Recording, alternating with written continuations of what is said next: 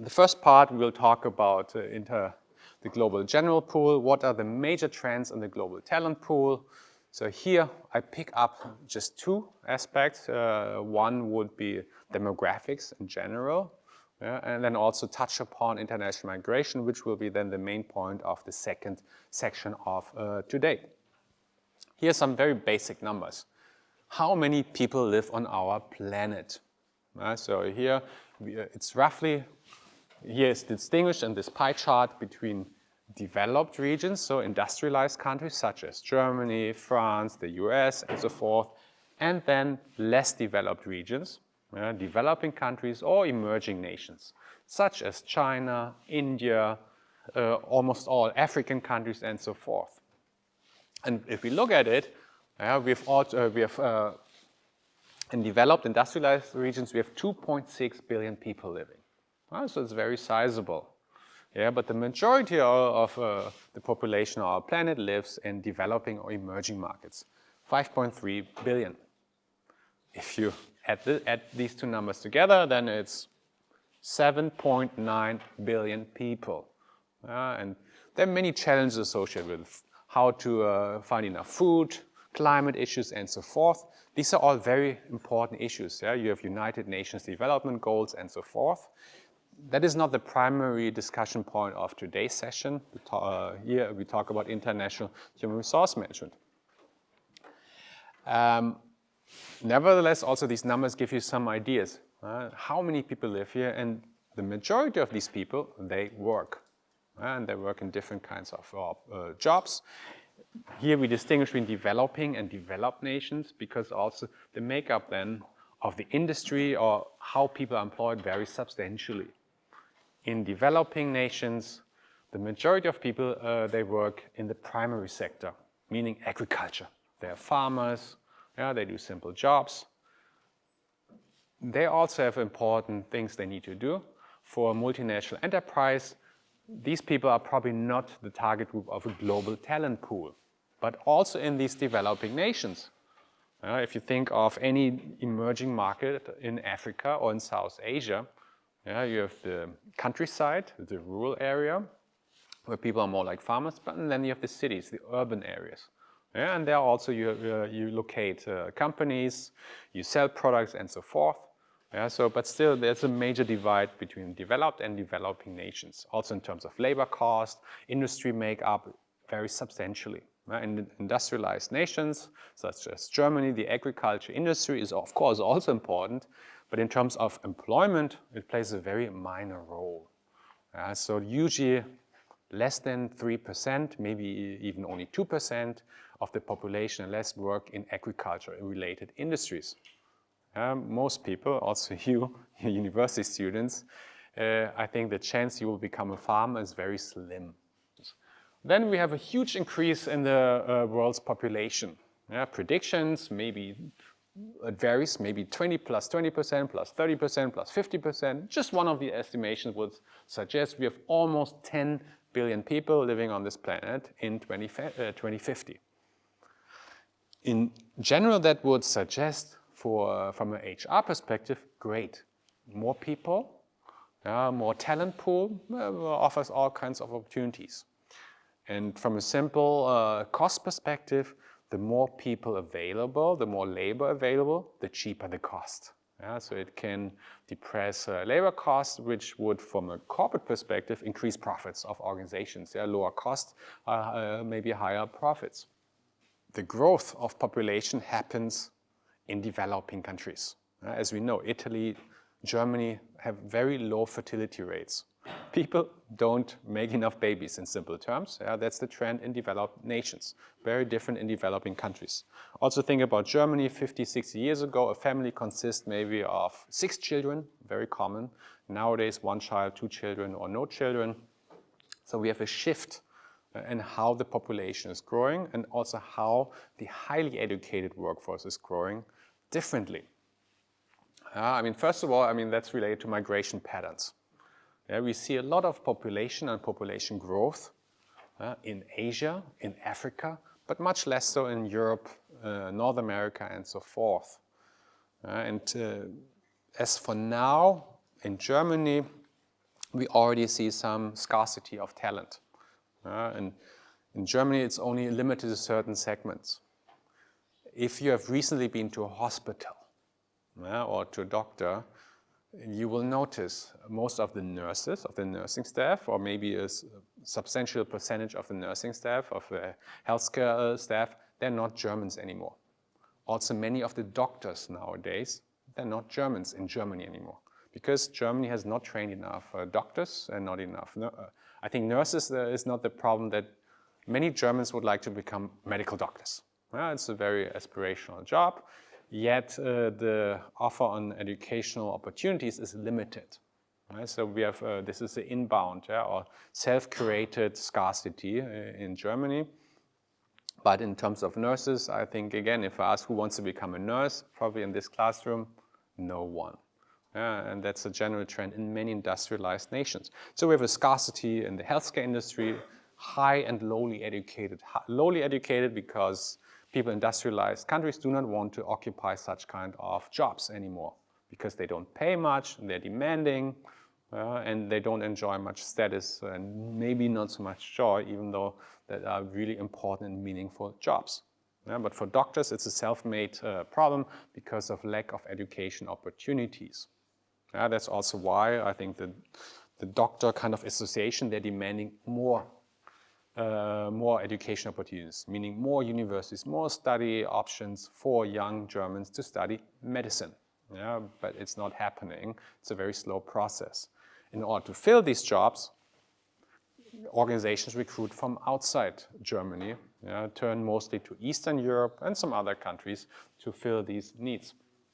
So what we have here then, in overall, we have a substantial decline in Europe, in many industrialized nations, but we have an increase in population in Asia and in Africa, mostly in Africa. Asia now also we have seen a decline. In China, one-child policy since the 80s. And the population are not growing as rapidly as they used to anymore. So the majority of growth now happens in Asia in terms of population. And then the question is trying to see the big picture now. Where does the global talent pool come? And in Europe, we have a scarcity. So one way to fill this scarcity of labor would be to, here it's a very harsh word. I think it says import people, export, import. Import goods, import people. If you would like to use another word, you can say invite people. Invite people to take opportunities up here in Germany. And that's also what Germany has already done in the 1960s and 70s. All right, so here one of the trends is, just in summary, we have a change, we have a growing population, but it's very unbalanced. And the population grows in countries, in developing countries, where many of these multinational enterprises are not headquartered and not strongly based in. So that may mean some kind of relocation of companies, or also relocation of people, leading to migration. So one major challenge also we have is not only the population growing and shrinking, related to it is also demographic, age. How old is the population?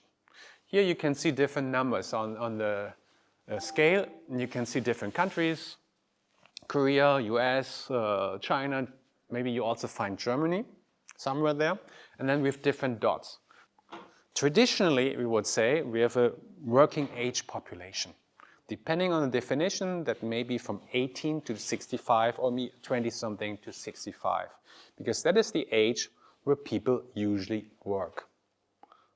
Below that, people attend school, children attend schooling, and 65 is a general number for people who retire, traditionally. Germany also used to have age of retirement at 65. Many other countries also have age 65 as mandatory retirement age. It varies across countries. Some countries, I think China, retirement age 60, for women 55, and so forth. Different countries have different retirement ages, mandatory retirement ages, which however is also changing. But just keep the traditional age of 65, which is somewhat common on average across many countries. So that means the people who are over 65 do not work anymore, and they may draw retirement benefits, because the idea in many societies is while you work, some of your pay will be set aside for your pension later on, when you don't work anymore. And then you don't work anymore, and then there's different pension schemes. In Germany, we have a generational contract, meaning the people who work will pay pension for the people who are retired. And because the logic is, okay, I work now, when I retire, you pay my pension. That's the idea. And then your pension will be paid by your children, so to speak. And it's a generational contract. The thing is, however, now, if you can see here, the trends, it's changing. Meaning the proportion of people who are retired and also proportion retired to a working age population will shift dramatically over time. So the oldest nation now is Japan. Also Germany. Have you found Germany? So Germany also has a long life expectancy, and here also has a substantial proportion of 65-year and older people. So if I can see it here, my light doesn't work and I don't have something to extend, but you can probably find Germany somewhere here, 20-something%. So that means, according to German pension system, 1, 2, 3, 4, or maybe almost 5 people need to pay for one retired person for his or her pensions. So 5 to 1, which is kind of tough, because that would mean maybe 20% of your pay would go to the pension of the retiree. But this will change. The case for Germany, where is it?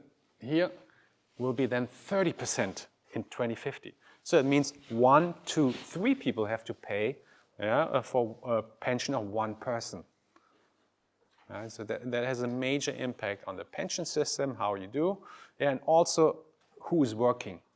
So there's not enough supply or not enough people who will be actively working anymore. We talked about extending retirement age. We talked about relocation. And we also talked about underutilized parts of the labor, in particular women. In this class, we will mainly talk about migration and relocation. The other aspects are also important, how companies can take use of it, advantage of it, how they can leverage and transfer best practices. But that's not the main focus, but we also touch upon. In terms of gender equality, Scandinavian countries are world leading. And some of these Scandinavian companies also then they transfer the best gender management practices from Scandinavia, let's say, to Japan and other countries and lift the standard in overall. But here we talk about a lot of these more migration and relocation trends and offshoring, outsourcing, as we'll talk also about today. And the others we will talk, but not put them at center here in our lecture. But they're all very important ways how to combat here this talent shortage. Here just some, again, the elderly population in developed countries has increased significantly, and 2/3 of the world's 2 billion young people live in developing countries. So there's a clear trend. If you need a lot of labor for production in industries, manufacturing industries, then relocating probably your business into developing countries. And that we have seen for the past 50, 60 years. Here's some other trends. So the global workforce in 2012 was 2.9 billion, and by 2030 it's expected to reach 3.5 billion. So it's growing. In general, that sounds, wow, great. Good signal for organizations. Because more supply, more opportunities, more choice, lower cost. But at the same time, while we have this huge increase, certain shortfalls or gaps remain, particularly highly skilled and in certain segments in the labor market. And these segments vary across nations. We talked about in Germany before, in healthcare industry, we have a gap. In other countries, we have different portfolios where we have many or fewer employed people available.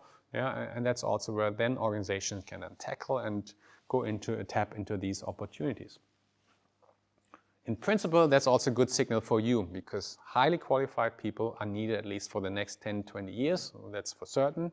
No matter artificial intelligence and so forth, still someone needs to operate all these technologies.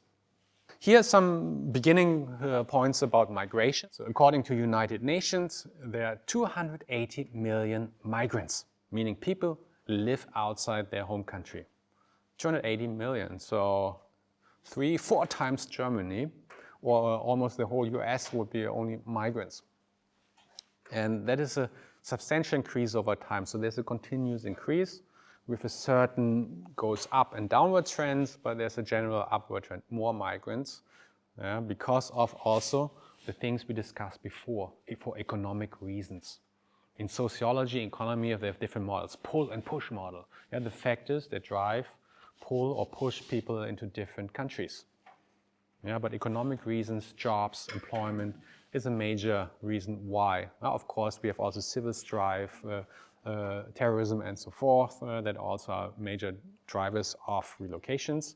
So most recently, of course, Ukraine, the war in Ukraine also has resulted in lots of migration from Ukraine to other countries.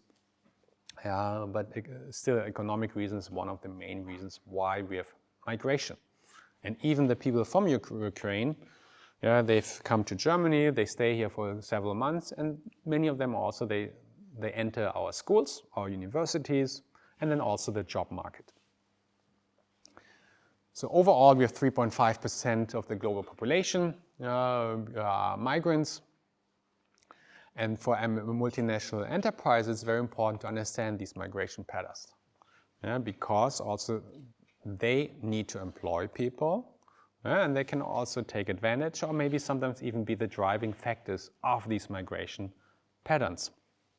So for the first section here to conclude some of the consequences, so we have a mismatch of geographic labor demands and needs.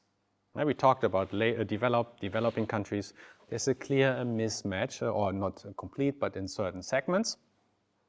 That leads then, as we discussed, I think one of your classmates also mentioned, the consequences are relocation of multinational enterprises. They would relocate production, service, and operations of their business to seek lower labor cost, but also highly qualified people in certain markets. It's not only low labor costs.